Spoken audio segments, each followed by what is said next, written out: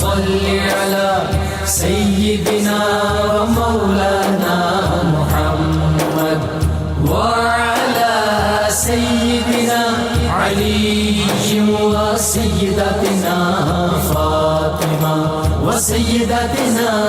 زينب وسيدنا حسن وسيدنا حسين وعلى آله وصحبه وبارك وسلم. الحمدللہ رب العالمین والصلاة والسلام علی سید الانبیاء والمرسلین.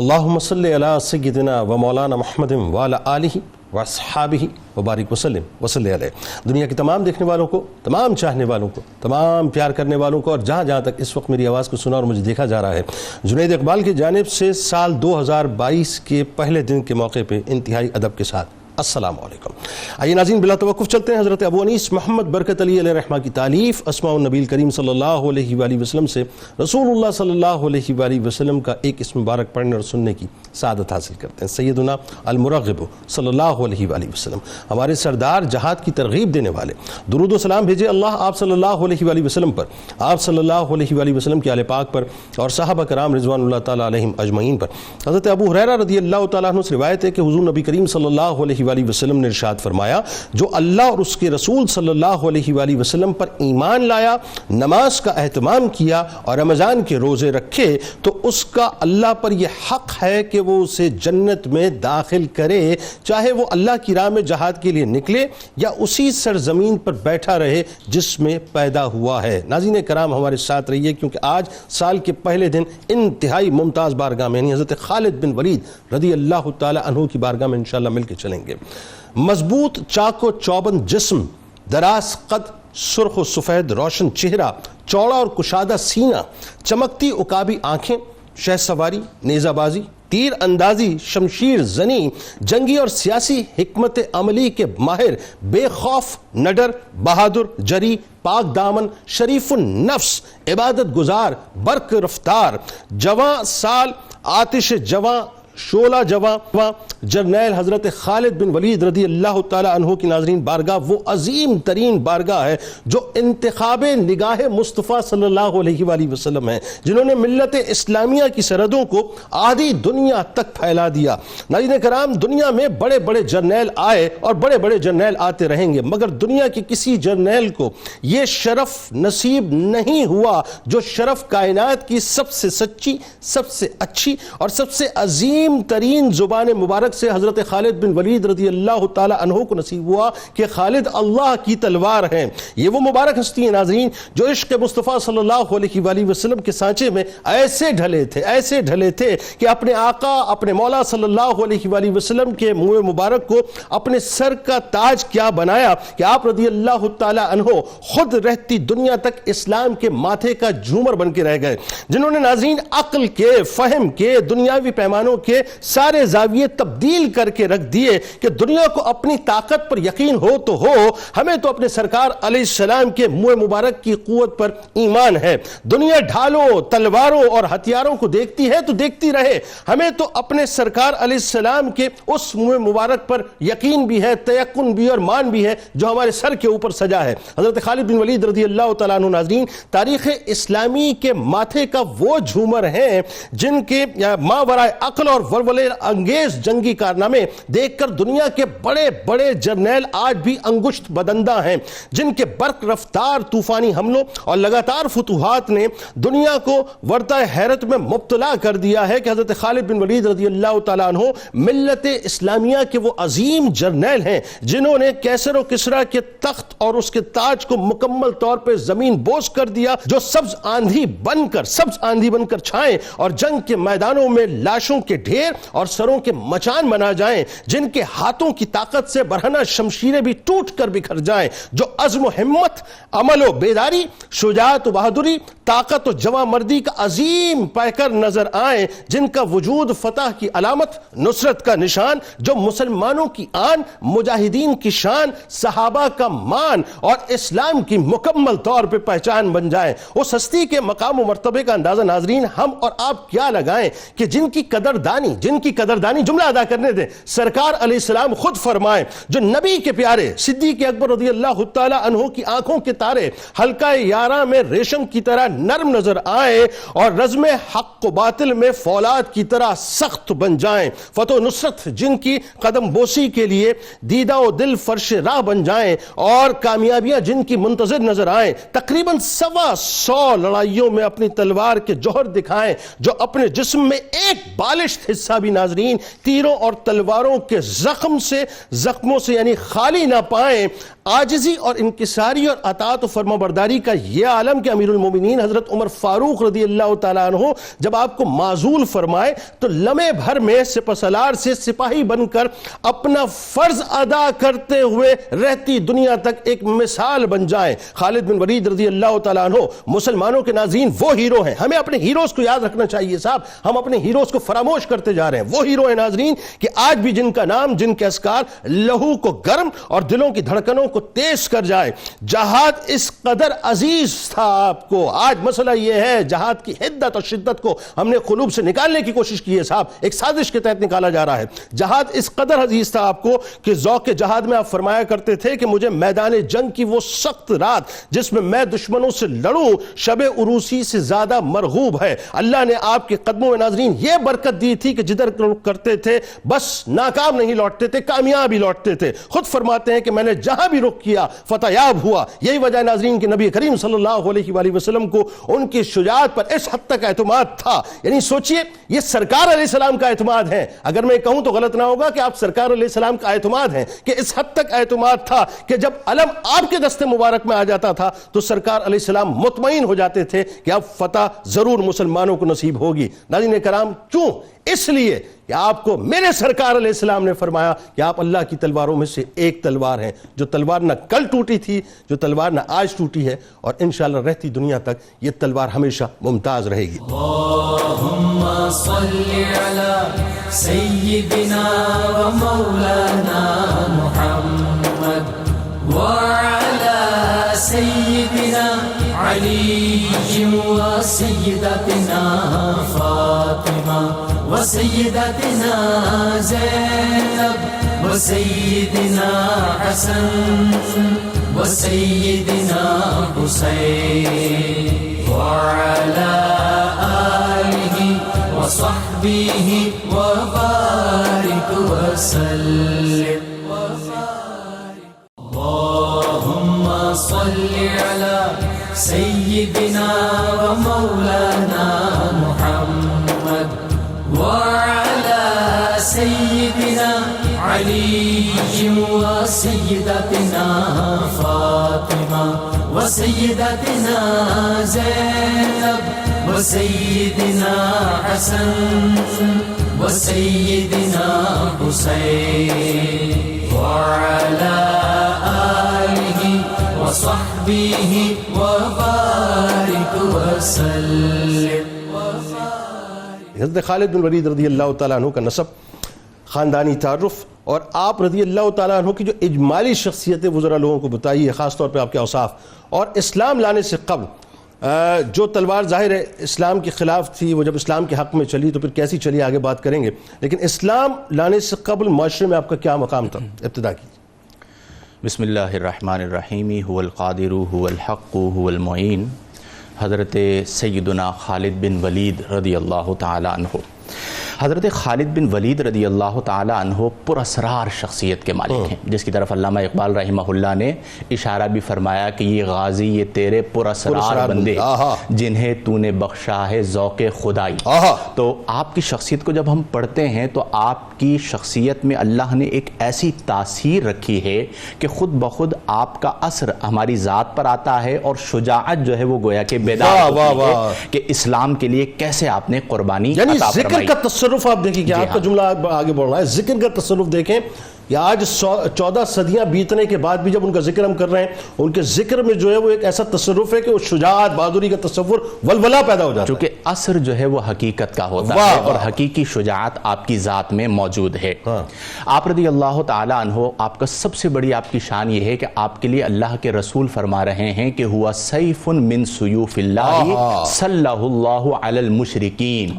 میرا جو خالد ہے وہ اللہ کی تلواروں میں سے ایک تلوار ہے جسے اللہ نے مشرکین پر گھرایا ہے. سبحان. اگر ہم آپ کے خاندانی شرف کی بات کریں، چونکہ آپ کی کنیت ہے ابو سلیمان، حضرت خالد بن ولید بن مغیرہ بن عبداللہ بن عمرو بن مخزوم المخزومی، یہ آپ کا پورا سلسلہ نسب ہے. اور آپ کا جو خاندان تھا، یہ بھی بڑی اہم بات ہے کہ ایسا نہیں ہے کہ اسلام لانے کے بعد شرف ملا،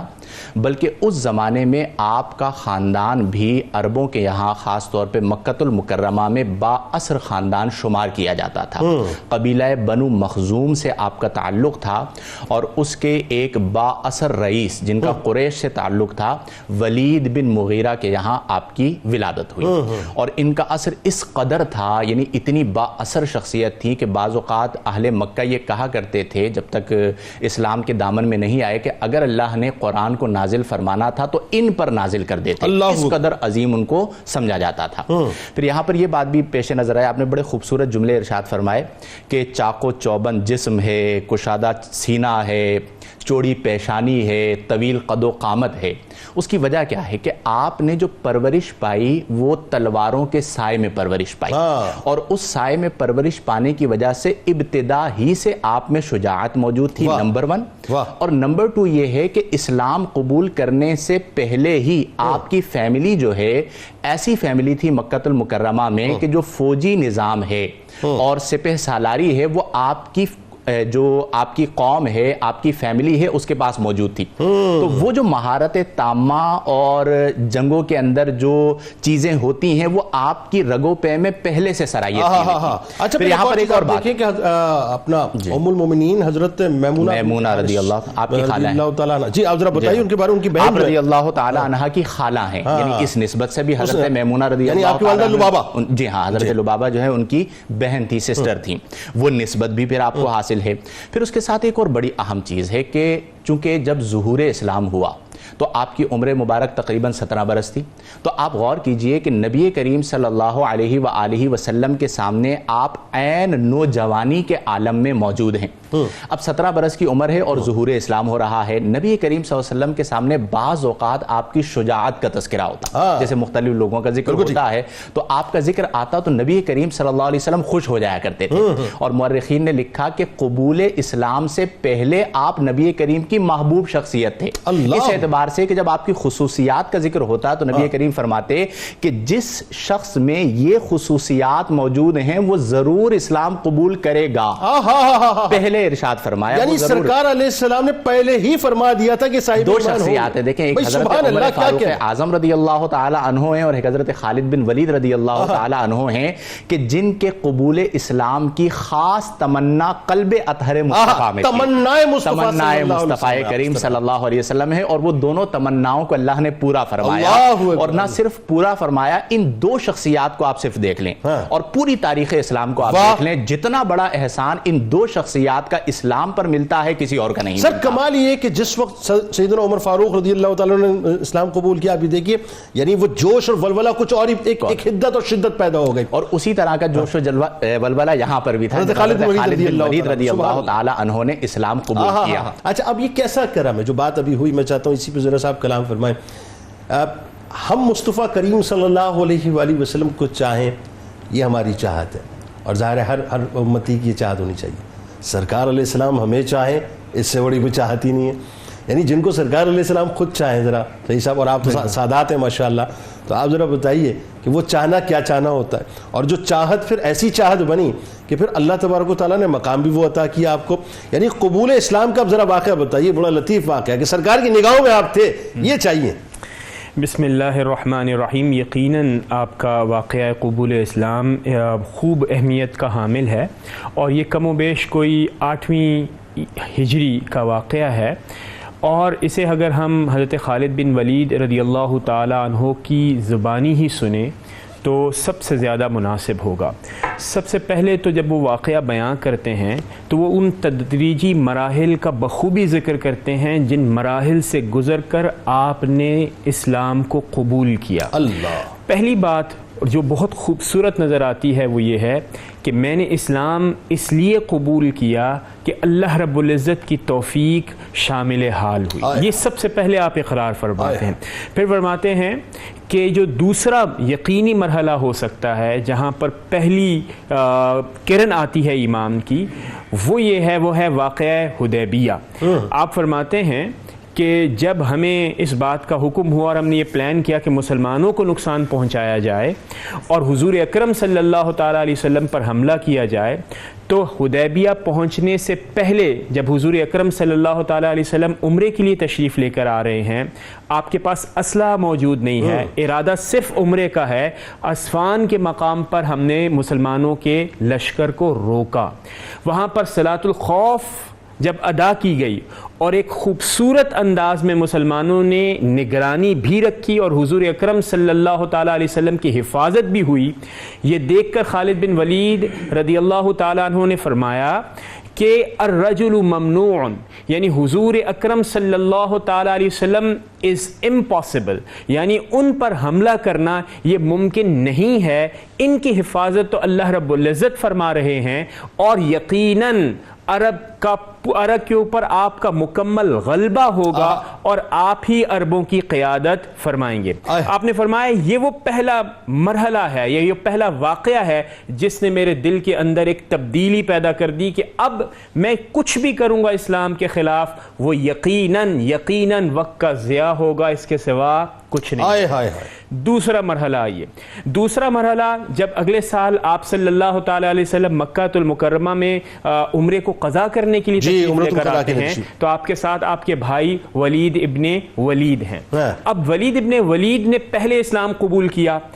واقعہ یعنی غزوہ بدر کے موقع پر، اور ہم سب جانتے ہیں کہ وہاں پر مسلمانوں کے اخلاق، حضور پرنور حضرت محمد مصطفیٰ صلی اللہ تعالیٰ علیہ وسلم کا اخلاق اتنا متاثر کن تھا کہ آپ نے اسلام قبول کیا، اور میں یہ سمجھتا ہوں کہ یہ وہ پہلا واقعہ ہو سکتا ہے جس نے حضرت خالد بن ولید کے گھر میں ایک تبدیلی پیدا کر دی ہوگی۔ جب آپ تشریف لاتے ہیں تو آپ نے تلاش کیا خالد بن ولید رضی اللہ تعالیٰ عنہ کو، نہ ملے تو آپ نے ایک بہت ہی موونگ، بہت ہی انسپائریشنل ایک لیٹر لکھا۔ وہ کیا؟ مورخین یہ لکھتے ہیں کہ اس کا ایک بٹرفلائی ایفیکٹ، وہ خط یہ تھا کہ میں پیغام دیتا ہوں کہ اگر خالد مسلمانوں کی طرف سے لڑیں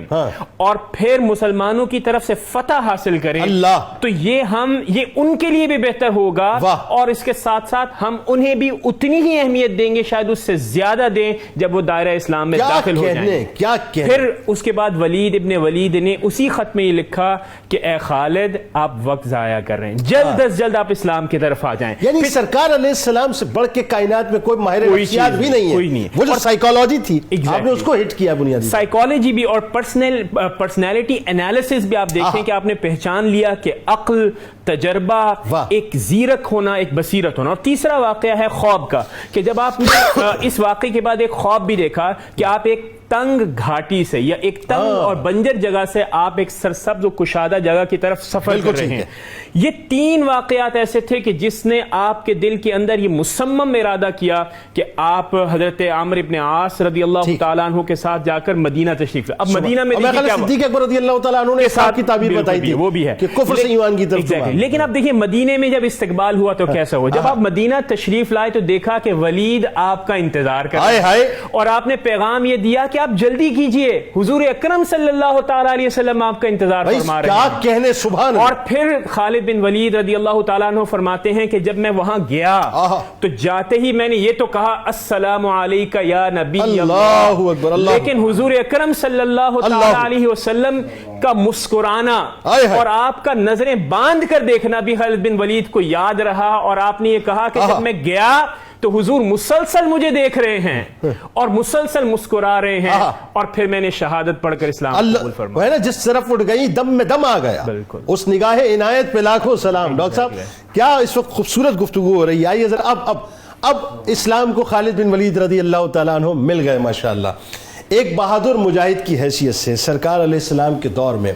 کیونکہ اب آپ کا وہ کردار شروع ہو گیا، وہ تلوار اب جو ہے تلوار ان کے غزوات میں چل رہی ہے، اب وہ سرایوں میں چل رہی ہے، وہ جنگوں میں چل رہی ہے۔ آغاز کیجئے جنگ معطا سے صاحب، میرے سرکار مدینے میں تشریف فرمائے اور نگاہ مصطفیٰ پہ قربان جائیے نا کہ براہ راست نقشہ دیکھ رہے ہیں میدان کا، اور خالد بن ولید رضی اللہ تعالیٰ عنہ کے ہاتھ میں دست مبارک میں اب قیادت آ چکی ہے، بتائیے وہاں سے۔ بسم اللہ الرحمن الرحیم۔ حضرت سیدنا خالد بن ولید رضی اللہ تعالی عنہ کا نسب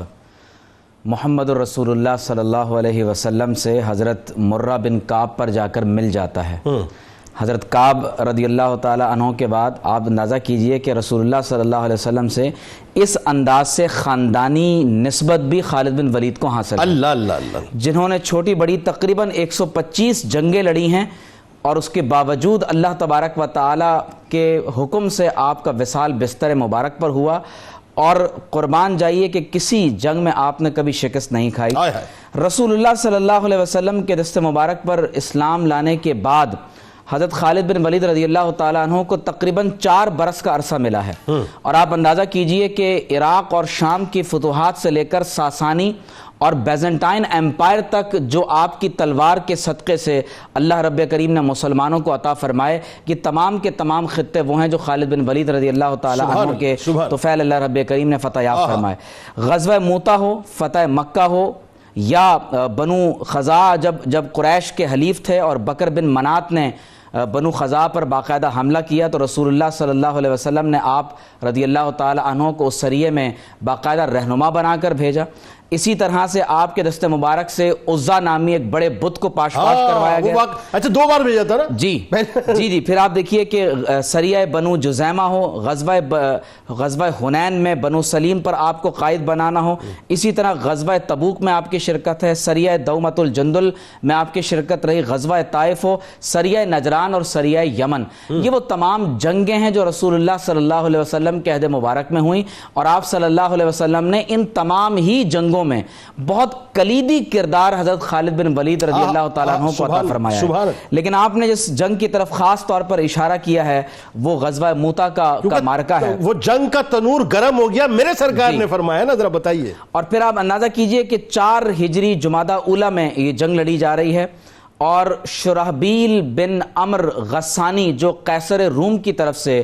بصرہ کا عامل تھا، اور حضرت خالد بن ولید رضی اللہ تعالی عنہ کو آپ علیہ الصلوۃ والسلام نے اس جنگ میں یوں روانہ فرمایا ہے کہ خود ارشاد فرمایا کہ اس جنگ میں جو علم ہے وہ حضرت زید بن حارثہ رضی اللہ تعالیٰ عنہ کو عطا فرمایا، درست، اور خود ان کو روانہ کرنے کے لیے بارڈر تک تشریف لائے، اور فرمایا کہ اگر زید بن حارثہ شہید ہو جائیں تو یہ علم حضرت جعفر بن ابی طالب کو عطا کیا جائے، اللہ اکبر، اگر حضرت جعفر بن ابی طالب رضی اللہ تعالی عنہما شہید ہو جائیں تو علم حضرت عبداللہ بن رواحہ کو عطا کیا جائے گا رضی اللہ تعالیٰ عنہ، اور فرمایا اگر وہ بھی شہید ہو جائیں تو پھر مسلمان جس کو چاہے اپنا قائد بنا لیں۔ اور یہ پہلا اٹیمپٹ ہے حضرت خالد بن ولید، اور یہ پہلی آپ کی یعنی آپ کی جو ہے وہ آزمائش ہو رہی ہے۔ اب آپ دیکھیے کہ موتا کی سرزمین شام کا ایک چھوٹا سا قصبہ ہے جہاں مسلمان اس مارکے کے لیے تشریف لے جا رہے ہیں، اور جب حضور علیہ الصلوۃ والسلام کی پیشن گوئی کے مطابق حضرت زید، حضرت جعفر بن ابی طالب، حضرت عبداللہ بن رواحہ رضی اللہ تعالی عنہم اجمعین شہید ہو گئے، تو اسی وقت آگے بڑھ کر مسلمانوں کا جھنڈا حضرت ثابت بن اکرم رضی اللہ تعالی عنہ نے اٹھا لیا اور اعلان کیا کہ اے مسلمانوں فوری طور پر کسی شخص کو اپنا قائد بنا لو۔ تو جب جھنڈا حضرت ثابت بن اکرم کے لوگوں نے ہاتھ میں دیکھا، غزوہ بدر کے بدری عظیم المرتبت صحابی سب موجود ہیں، تو تمام صحابہ نے کہا کہ اے ثابت ہماری نگاہ میں آپ سے بڑھ کر کوئی اور قائد نہیں ہو سکتا۔ تو حضرت ثابت بن اکرم رضی اللہ تعالیٰ عنہ نے فرمایا کہ یہ جھنڈا میں نے اپنے لیے نہیں بلکہ خالد بن ولید کے لیے اٹھایا، اور پھر حضرت ثابت بن اکرم سے حضرت خالد بن ولید نے خود کہا کہ آپ مجھ سے عمر میں بڑے ہیں، آپ بدری صحابی ہیں، تو آپ نے فرمایا کہ نہیں اے خالد، جمع مردی میں اور فنون جنگ میں تم مجھ سے زیادہ فوقیت لے گئے۔ اور پھر جو خطبہ خالد بن ولید نے ارشاد فرمایا، آپ نے فرمایا کہ مسلمانوں میں تم سے پوچھتا ہوں آخر تم موت سے بھاگ کر کہاں جا سکتے ہو؟ تمہیں ایک نہ ایک دن موت نے ضرور آ پکڑنا ہے، پھر کیوں نہ ہم میدان جنگ میں مردوں کی طرح جان دے دیں۔ ذرا غور تو کرو، اللہ کے راستے میں جہاد کرتے شہید ہو جانا یا بزدلوں کی طرح مر جانا، ان میں تمہارے لیے زیادہ قابل توجہ بات کیا ہے؟ یاد رکھو جو لوگ موت سے ڈر کر بھاگتے ہیں دنیا کے کسی حصے میں انہیں موت سے نجات نہیں مل سکتی۔ اور پھر آپ نے جب یہ خطبہ ارشاد فرمایا تو حدیث میں یہ بات ذکر ہے کہ جنگی اسٹریٹجی میں جنید بھائی اس سے خوبصورت مثال نہیں مل سکتی۔ آپ نے میمنہ کو میسرہ، میسرہ کو میمنہ، مقدمہ کو ساقہ، ساقہ کو مقدمہ تبدیل کیا اور صحابہ سے فرمایا کہ آپ لشکر کے پیچھے غبار اڑانا شروع کر دیں۔ اب جب صبح ہوئی تو دشمن نے نئے اپنے مد مقابل دیکھے تو سمجھے کہ نئی قمک آ گئی ہے اور غبار اڑتا ہوا دیکھا۔ قربان جائیں 9 تلواریں اپنے ہاتھ سے توڑی ہیں اس جنگ میں، اور حضور علیہ السلام نے فرمایا، اور یہ پہلی جنگ ہے 9 تلواریں توڑی ہیں، اور وہاں صحابہ بتدریج شہید ہوتے چلے جا رہے ہیں۔ یہاں رسول اللہ صلی اللہ علیہ وسلم جنگ کا منظر بیان کر رہے ہیں، اور آخر میں فرمایا کہ اب یہ تلوار اللہ کی تلوار خالد بن ولید رضی اللہ تعالی عنہ کے ہاتھ میں ہے، اور اے رب کریم خالد تیری تلوار ہے، تو اس کو ہمیشہ فتح یاب رکھیو۔ اللہم صلی علی سیدنا و مولانا محمد وعلى سيدنا علي وسيدتنا فاطمة وسيدتنا زينب وسيدنا حسن وسيدنا حسين وعلى آله وصحبه وبارك وسلم۔ اللهم صل على سيدنا ومولانا محمد وعلى سيدنا علي وسيدتنا فاطمة وسيدتنا زينب وسيدنا حسن وسيدنا حسين وعلى آله وصحبه وبارك وسلم۔ مفتی صاحب ذرا یہ بتائیے کہ اب ایک دور تو وہ ہے جو سرکار علیہ السلام کی نگاہوں میں آپ نے گزارا ہے، اور ظاہر ہے وہ دور بھی سرکار علیہ السلام کی نگاہوں میں گزارا ہے جو صحابہ کے ساتھ ہے، لیکن وہی بات ہے کہ ظاہری طور پر سرکار علیہ السلام تشریف فرمانی ہے۔ اب صدیق اکبر رضی اللہ تعالیٰ عنہ جو ہے خلیفہ بنتے ہیں، تو خلفۂ راشدین کے دور میں جن جنگوں اور جن مہمات کے لیے آپ کو منتخب کیا گیا، ہر طرف حضرت خالد رضی اللہ تعالیٰ عنہ کی صدائیں بلند ہوتی تھیں۔ کبھی آپ جو ہے وہ اپنا پرشین امپائر کو جو ہے زمین بوس کرنے کے لیے جا رہے ہیں، تو کبھی آپ جو شام کی طرف رومن امپائر کو زمین بوس کرنے کے لیے جا رہے ہیں، ہر مہم میں جو آپ ہی نظر آتے ہیں۔ بتائیے۔ حضرت خالد بن ولید رضی اللہ تعالی عنہ چونکہ اکثر غزوات میں مصروف رہا کرتے تھے، اسی لیے آپ کو نبی کریم صلی اللہ علیہ وسلم کی صحبت ظاہری نصیب نہیں ہوئی، اور اس بات کو نومینیٹ کیا گیا، اور اس بات کو، اس نقطے کو یوں سمجھایا گیا کہ اگرچہ آپ محبوب شخصیت کے قریب نہ ہوں لیکن ان کے مقصد پر کام کر رہے ہوں تو وہ آپ کے کیا اچھی بات ہے، کیا اور آپ نے اس کا عملی ثبوت دیا نبی کریم صلی اللہ علیہ وسلم کی حیات ظاہری میں بھی اور نبی کریم کے وصال ظاہری کے بعد بھی، اور جو مقصد آپ کو سونپا گیا تھا اور سیف من سیوف اللہ کا لقب دیا تھا اس کی عملی تعبیر بنے۔ جب آپ سپہ سالار بنے تو آپ صرف یہ نہیں ہے کہ آپ انہیں لیڈ کر رہے ہوتے تھے بلکہ آپ ان کے لیے خطاب فرمایا کرتے تھے، اور وہ خطاب مجاہدین کے اندر ایسا جوش بھر دیا کرتا تھا کہ ایک طرف 2 لاکھ کی تعداد ہوا کرتی تھی اور ایک جانب صرف 40,000 ہوا کرتے تھے لیکن غالب آ جایا کرتے تھے۔ تو یہ آپ رضی اللہ تعالی عنہ کو اللہ نے صلاحیت عطا فرمائی۔ پھر ایک موقع پر ایسا ہوا کہ ہرمز نامی ایک شخص تھا جو آپ کے مقابل آیا، اور اس کے پاس ایک بہت بڑا لشکر تھا، اور اس کے بعد جو شاہ ایران تھا اس نے 1 لاکھ کی کمک اور بھیج دی۔ اب آپ رضی اللہ تعالی عنہ کی شجاعت دیکھیے کہ آپ رضی اللہ تعالی عنہ تنہا پورے لشکر کو پیچھے چھوڑ کر اس کے خیمے کے باہر پہنچ گئے، ٹھیک ہے، اور اسے للکارا کہ مقابلے کے لیے آؤ۔ اب آپ سوچیے کہ دونوں لشکر دیکھ رہے ہیں کہ ایک طرف جو لشکر کی تعداد ہے وہ لاکھوں میں ہے اور دوسری طرف جو تعداد ہے وہ ہزاروں میں ہے، لیکن آپ للکار رہے ہیں اور اس کے پاس کوئی راستہ نہ تھا کہ جب آپ نے للکارا تو اس نے مقابلے پر آنا تھا۔ جب وہ مقابلے پر آیا تو آپ نے اسے شکست فاش دی اور اس کے سر کو تن سے جدا کر دیا۔ اب اس کا اثر اتنا زیادہ ہوا کہ وہ جو 1 لاکھ سے زیادہ لشکر تھا انہوں نے دیکھا کہ ہمارا جو سپہ سالار ہے وہ تو خاک و خون کے اندر جو ہے وہ لت پت پڑا ہے، تو ان کے ارادے کمزور پڑ گئے اور اس لشکر نے اس لشکر پر غلبہ کیا اور مسلمانوں نے اس کو فتح کر دیا۔ پھر یہاں پر آپ نے 2 سال ایران میں قیام فرمایا، 2 سال ایران میں قیام کیا۔ کس حال میں قیام کیا کہ آپ کے پاس ساز و سامان کی بھی کمی ہے، آپ کے پاس مسائل بھی بہت ہیں، اور ان 2 سال میں ایران میں آپ نے 15 جنگیں لڑی۔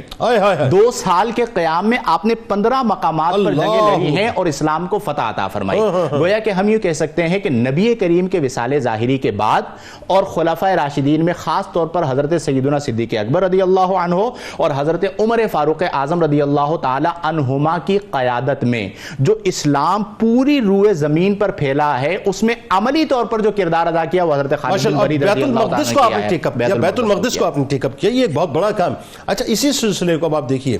کہ یہاں پہ تھوڑا سا اب بات تھوڑی سی عشق والی، اور آپ سادات کے گھرانے سے تو عشق کی بات تو آپ سے ہی کی جائے گی۔ اب ذرا یہ بتائیے کہ شجاعت بھی ہے، بہادری بھی ہے، سب کچھ ہے، لیکن جنگ کی کامیابی کا راز جب بھی جانا خالد بن ولید رضی اللہ تعالیٰ عنہ نے سرکار علیہ السلام کے منہ مبارک میں جانا، بتائیے ذرا۔ جنید بھائی، سب سے پہلے تو میں آپ سب کو لے کے جانا چاہتا ہوں جنگ یرموک کے میدان جنگ کے۔ 15 ہجری ہے اور حضرت خالد بن ولید رضی اللہ تعالیٰ عنہ اپنے گھوڑے پر سوار ہیں، اور آپ کے سامنے ساسانید جرنیل نستور نامی موجود ہے۔ اسی مہم کے دوران اچانک ایسا ہوتا ہے کہ گھوڑے کو ٹھوکر لگتی ہے اور آپ نیچے چلے جاتے ہیں، اور آپ کی جو قلنسوہ ہے، جو ٹوپی ہے، وہ بھی گر جاتی ہے نیچے۔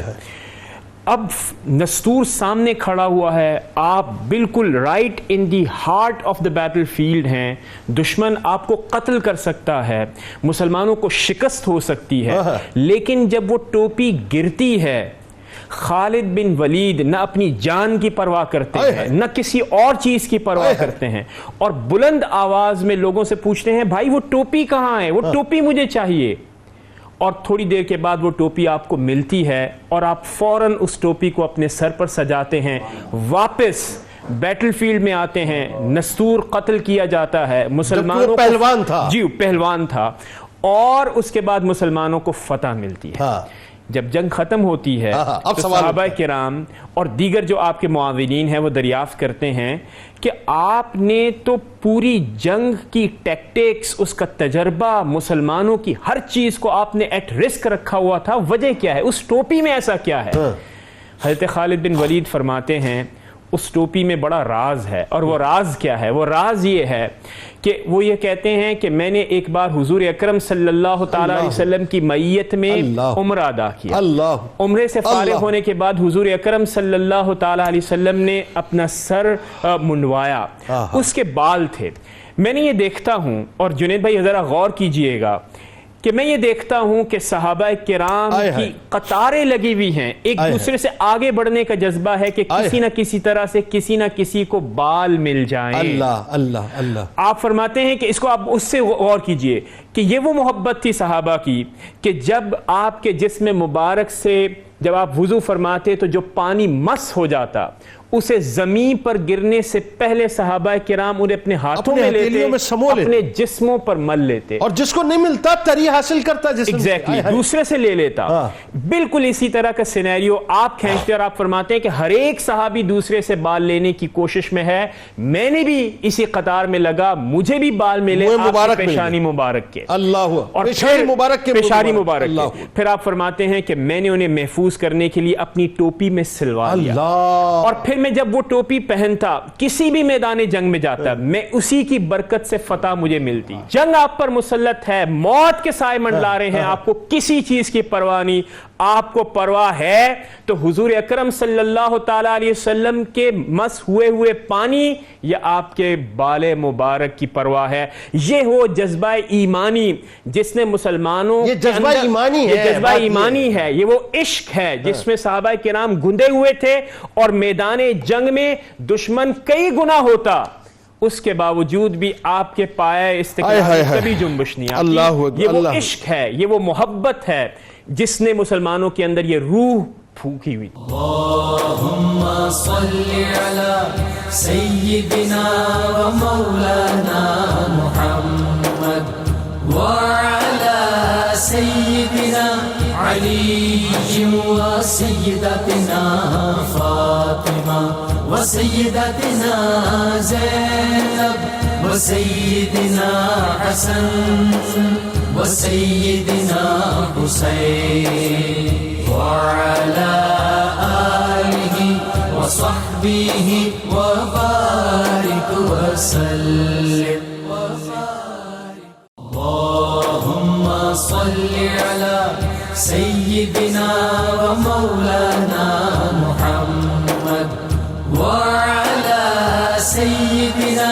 علي وسيدتنا فاطمة وسيدتنا زينب وسيدنا حسن وسيدنا حسين وعلى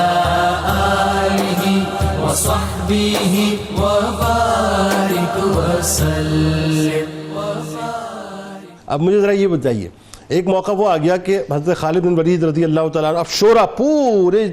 جو ہے وہ اپنا چار دانگے عالم میں پھیلا ہوا ہے، جہاں جاتے ہیں وہاں فتح حاصل کرتے ہیں، لیکن اسلام نے پھر ایک اور مزاج بتایا. وہ مزاج امیر المومنین حضرت عمر فاروق رضی اللہ تعالیٰ عنہ نے اپنایا. آپ کو معزول کیا ایک سرٹن ٹائم تک. اچھا، معزولی کی وجہ کیا تھی؟ پھر آپ کو گورنری بھی دی گئی. دوسری بات یعنی ایک میکینزم سیٹ کیا ہے اسلام نے، ذرا اس پہ تبصرہ کیجئے. اچھا، پھر ایک اور بڑی عجیب سی بات، اور کیسی بات؟ وہی بات ہے، ظاہر ہے وہ تو ہونا نہیں تھا کہ چونکہ اللہ کی تلوار ہے تو ہو ہی نہیں سکتا تھا کہ وہ کہیں شکست کھا جائیں، لیکن تمنا شہادت جو ہے وہ اپنی جگہ رہی، اور بستر پہ کچھ پیغام بھی آپ نے دیا ہے. بتائیے. جنید بھائی، حضرت خالد بن ولید رضی اللہ تعالیٰ عنہ نے اپنے عہد مبارک میں تقریباً 125 جنگیں لڑی ہیں، اور آپ خود ارشاد فرماتے ہیں کہ میرے جسم پر کوئی ایسا حصہ نہیں جہاں تلوار، نیزہ، تیر اور ان تمام جنگی آلات کا کوئی نہ کوئی زخم موجود نہ ہو. بالکل صحیح. اور ان جنگوں میں آپ کو شکست کیوں نہیں ہوئی؟ اس کی دو بنیادی وجوہات ہیں. پہلی بات تو یہ کہ آپ اللہ تبارک و تعالیٰ کی وہ تلوار ہیں جسے اللہ تبارک و تعالیٰ نے خود بلند فرمایا ہے، اللہ، جس کو حدیث شریف میں خود کہا گیا کہ سیف اللہ المسلول. اور دوسرا سبب وہ ہے کہ آپ نے خود ارشاد فرمایا، جس کی طرف ڈاکٹر صاحب تفصیلی بات کر چکے ہیں، کہ حضور علیہ الصلوۃ والسلام کے منہ مبارک اپنی ٹوپی میں سیے ہوئے تھے، اور فرماتے ہیں کہ فلم اشہد قتالا وہی معی الا رزقت النصر. فرماتے ہیں میں جس کسی جنگ میں جاتا ہوں حضور علیہ الصلوۃ والسلام کے منہ مبارک میرے ساتھ ہوتے ہیں، اور اس کے سبب، اس کے وسیلے سے اللہ تعالیٰ مجھے جنگوں میں نصرت عطا فرماتا ہے. کیسی بات. حضرت عمر رضی اللہ تعالیٰ عنہ نے 17 ہجری میں اپنی خلافت راشدہ کے 5 برس کے بعد حضرت خالد بن ولید رضی اللہ تعالیٰ عنہ کو ان کے عہدے سے معزول فرما دی،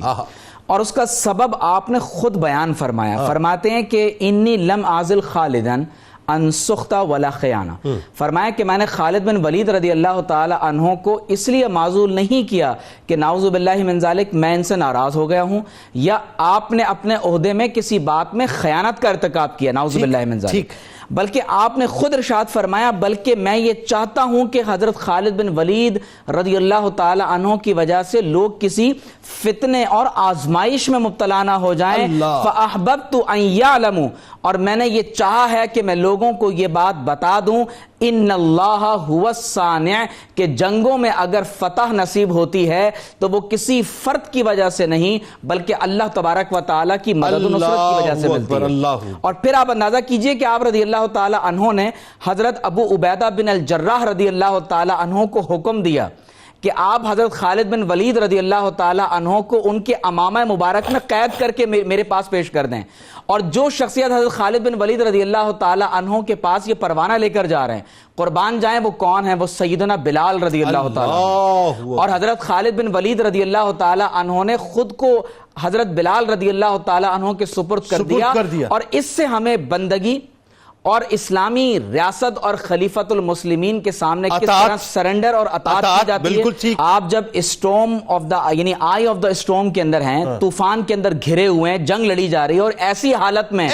اگر امیر المومنین کا حکم مل رہا ہے کہ سپہ سالار امیر الجیش اپنے عہدے سے ہٹا کر ایک عام سپاہی بنا دیا گیا، تو وہ آپ دیکھیے فوج میں بغاوت نہیں کرواتے. وہ اگر چاہتے تو وہ اس حکم نامے کا انکار کر سکتے تھے، لیکن آپ نے مثال قائم کی ہے کہ امت کا جو اتحاد ہے وہ زیادہ قیمتی ہے. خالد بن ولید سپہ سالار سے ایک عام سپاہی کی حیثیت سے لمحے کے اندر ہو گیا، لمحے کے اندر. اور صرف ایک خط کے مینٹالٹی اوپر میں اور جذبے میں فرق نہیں آیا، جذبے میں فرق نہیں آیا. اور پھر آپ رضی اللہ تعالی عنہ نے 125 جنگیں لڑیں، جسم مبارک پر کہیں ہر جگہ مقام پر زخم کا نشان ہے. اور آج بھی حمص میں آپ کا جہاں مزار اقدس موجود ہے، سن 642 ہجری میں جب آپ کا وصال ہو رہا ہے تو آپ رضی اللہ تعالی عنہ حمص میں وفات پا رہے ہیں. اور آج بھی آپ کے مزار مبارک پر آپ کے وہ جملہ مبارکہ لکھے ہوئے ہیں. آپ یہ ارشاد فرماتے ہیں کہ لوگوں میں نے 125 جنگیں لڑی ہیں، میرے جسم کے ہر حصے پر زخم کا نشان موجود ہے، لیکن آج میں اپنے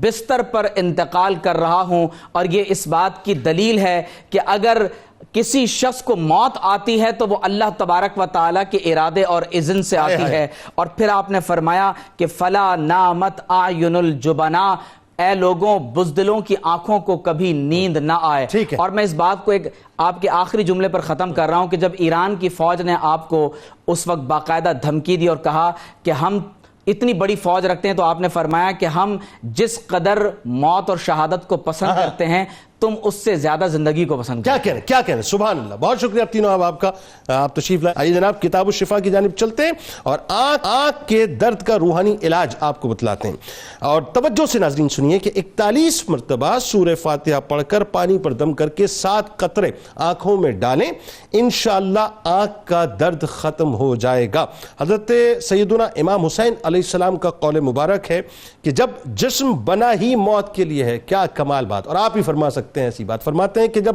جسم بنا ہی موت کے لیے ہے تو اللہ تعالیٰ کی راہ میں شہید ہونا سب سے بہتر ہے. اللہم صلی علی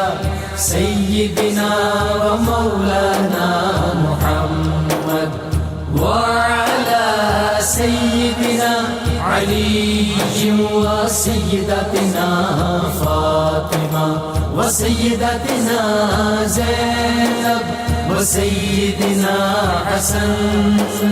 و سیدنا حسین وعلی آلہ